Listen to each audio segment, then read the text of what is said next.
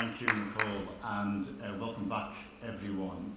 Hopefully the pastries are not sitting too heavy on your stomach, and I'll try to keep you awake. I've got a really short title.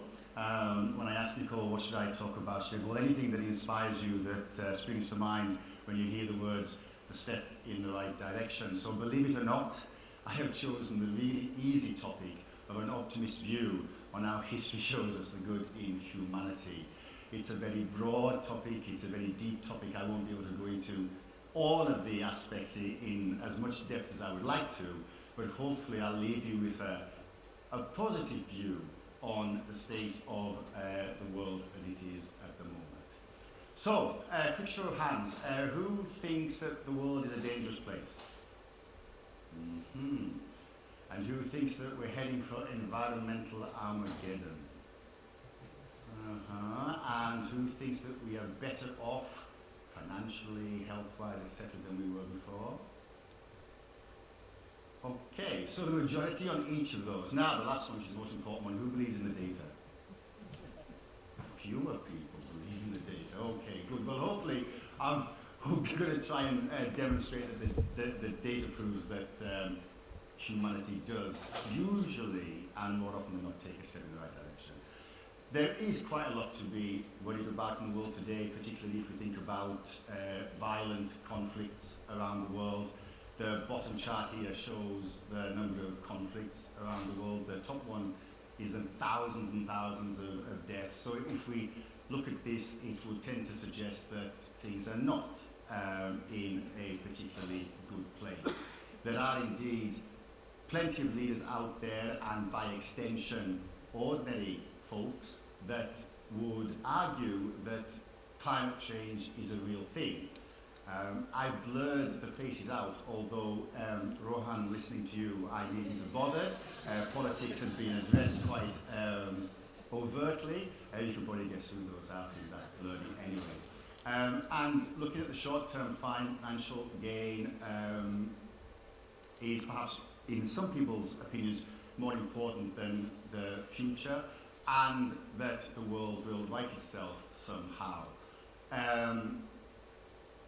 Rising temperatures, less snow at the ice caps, rising temperatures at sea level. Again, Stephen mentioned quite a bit of this already. There is a little bit of overlap with the that presentation, but nonetheless, this data might tend to suggest that it's already too late. If we think about some of the economic and macroeconomic data, inflation at the highest that it's been in living memory, the Dow was well down up until this week. What is interesting is when I was preparing for this, there was lots of bad financial data. The markets have rebounded, so this is a little bit out of date. Perhaps the Hang Seng isn't down 31% on year this year, but nonetheless, you get the idea. The war in Ukraine means that wheat prices are the highest that they've ever been. Interest rates are increasing to cope with inflationary pressures, and generally speaking, consumer confidence is not particularly buoyant. But what if we look back a little first, because context is everything? Well, interestingly, believe it or not, the world is safer than it has ever been. If we think about violent conflict and wars, there are fewer people dying than ever before. For the vast majority of nations, we don't have to worry about our neighbours and if they're going to invade. And if we think about how nations have come together, whether that's through ASEAN, Mercosur, NAFTA, the African Union, or indeed the EU, it demonstrates for me an overriding willingness of people and governments to come together so that they can go and advance together as an entity and not fight each other as they have done historically. Indeed, the gold medal on the right is the Nobel medal, which the European Union won for peace in 2012. This, for me, demonstrates that we are, as humanity, doing the right thing much more often, and these are, for me, positive steps in the right direction. I think a big factor as to why it's a safer place is because there's more democracy out there than there's ever been before. Democracy goes back 2,500 years to ancient Greece, where they used to put a little white pebble into an urn, and that was voting back then. But as you can see on the chart, well over half, close to 60% of the world's population now has some democratic freedoms. Think about India. It's 1.3 billion, largest democracy on the planet. Not 100% free in absolute terms, but nonetheless a great example of where democracy allows us to go forward. There's quite a lot of stats on this slide, but I really just wanted to put my sort of hand up and do my bit for the United Nations. I think that the UN, since its founding after the Second World War, gets a really bad rap. What does the UN ever do? It's a talking shop. They never take anything forward. We have the leaders of the world that come together once a year, and you have all the leaders traipsed out one after the other, and nothing gets done. Well, that's not quite true. 69 peacekeeping missions currently. Since its inception, the Agricultural Fund has invested $15 billion in microfinancing for farmers and other such activities. UNESCO fights for press freedom. ICJ, the International Court of Justice, has been involved in all kinds of disputes. In fact, even here in Singapore, defining where the boundary between Singapore and Malaysia actually is on some of the parcels of land back in 2008. It does make a difference, and it matters. Again, since 1951, the UNHCR has helped 60 million refugees. These are not small steps in the right direction, but massive steps in the right direction. Again, for me, evidence that humanity, and in this case, in the auspices of the United Nations, does the right thing. The last one there, the climate change investment, $500 million a year, from which we get COP. I didn't know what COP stood for before I actually was researching for this, but it just means Conference of the Parties. But it is born out of the United Nations endeavour to help with climate change. Does anybody know where COP28 is going to be? You do? Where? No, next year. COP28. No. Aha. I didn't think anybody would know. It's in Dubai. And that's not important in itself. I think what is important is that COP27 is not the end of the game. There is a 28. There will be a 29. These are all steps in the right direction, which entire humanity is getting behind. And I would like to say that in counterpoint to those blurred out images of leaders, I was very heartened to hear the President of the United States say yesterday, we need to get behind COP, and that the United States is back at the table, a step in the right direction.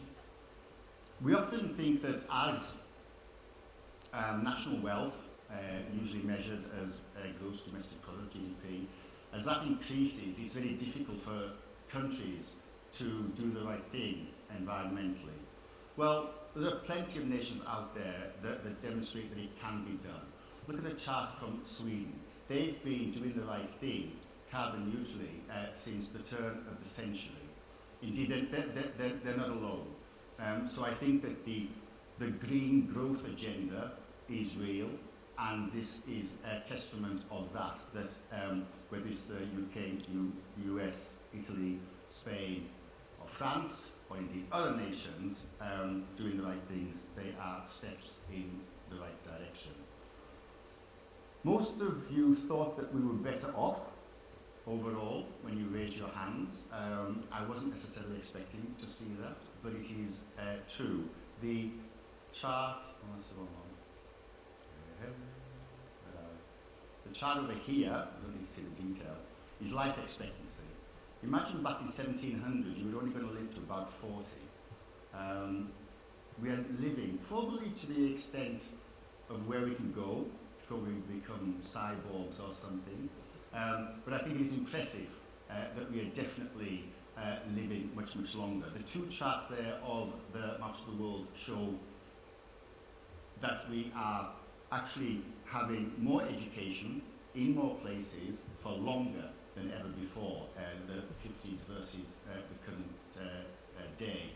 And if you think back to the 1800s, only 12% of the world population could read. That figure is now on its head. It's close to 90% of the world can actually read. Literacy rates are the highest ever. A massive step in the right direction. When we make money, we sometimes feel guilty because some people have and some people don't, and you also hear a lot about wealth inequality. I was a little bit surprised when I discovered this, but global wealth inequality for the first time in 200 years is starting to decline. Basically what these two charts show is that before, all of your wealth was sort of, if the blue bump was in what we call the developed nations and very much sort of centered around that. That chart has dramatically shifted in the last 200 years. You can see that more of the wealth is in more of the places for more of the people. That isn't to say that we have solved the problem. We have not. There is massive inequality in most of our nations. It's a step in the right direction. So, to close, I just want to, if you're still feeling a little bit pessimistic, and I did say at the beginning I was going to touch on these subjects very lightly, there are some incredibly complex topics in this, is to give you a flavour that you should be positive. That there is that. Hopefully I've given you a couple of examples that green growth is possible. Remember Sweden. I think we do need to think as a species what prosperity means. It isn't just about GDP, so there needs to be work done there. But I would also argue that personal actions do matter. I've started recently walking through the non-automatic doors where there is one. So you know the sliding doors, right? A sliding door usually uses about 0.056 watts, it doesn't matter. I've calculated that in the last 3 months, by walking through the manual door, pushing it open, as opposed to walking through the automatic door, I think I've saved roughly about 17 watt hours. I did a quick calculation on the number of students, etc. at Tangling Trust. If you all went to the left or the right of the auto sliding doors, pushed the door open, and indeed held it open for the person who's coming through next, we could collectively save 134,000 watt hours. What does that mean? Probably enough to power the needs of a 1-bedroom HDB apartment for an entire month. You can make a difference. A step in the right direction. Oops, sorry, I beg your pardon. No, I made the right message. There we are. I was expecting a thank you slide at the end. You can make a difference, step in the right direction. If you don't take anything else away from this presentation, apart from my messy slideshow, walk through the door, don't go through the auto sliding one. Thank you.